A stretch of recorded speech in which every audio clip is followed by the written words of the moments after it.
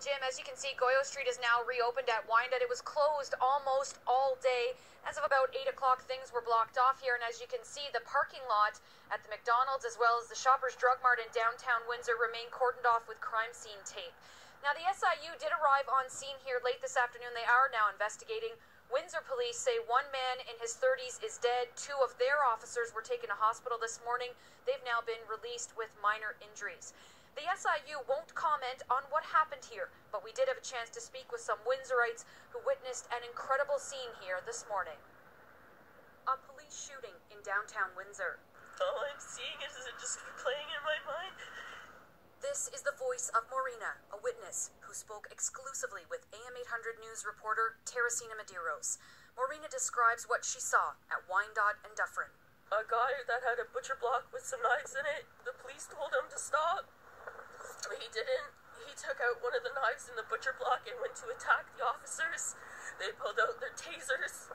That didn't work, and then the other officer shot him. John Hilt heard those shots. I heard 5. I heard 3 plain as day, and then a break about maybe 2 seconds, then 2 more.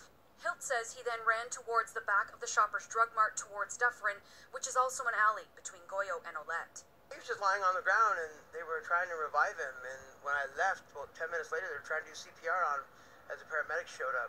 CTV News spoke with a woman on scene who was too emotional to appear on camera. She says her child, a McDonald's employee, sent her this text message.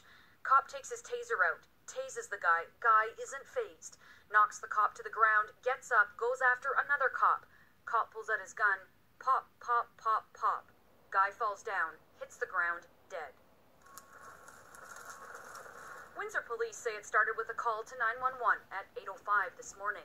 Patrol officers were dispatched to a complaint in the area of University and Olette Avenue. Deputy Chief Vince Power says officers found a man matching the description at Goyo and Wyandotte. Officers interacted with the male. During the interaction, police fired their issue pistol. Power says the man, a 33-year-old, was taken to hospital where he was pronounced dead. 2 officers were brought to the hospital for treatment for non-life-threatening injuries. The SIU now has 6 investigators and 4 forensic investigators in Windsor trying to determine what led to the police shooting. In my conversation with that eyewitness, John Wilt, he said he thought a Transit Windsor bus driver might have witnessed the whole thing, but General Manager Pat Delmore declined to comment because the SIU is investigating. Windsor Police, meantime, can't remember the last time they had an officer shoot a civilian. They tell me it's been, quote, decades since something like this has happened.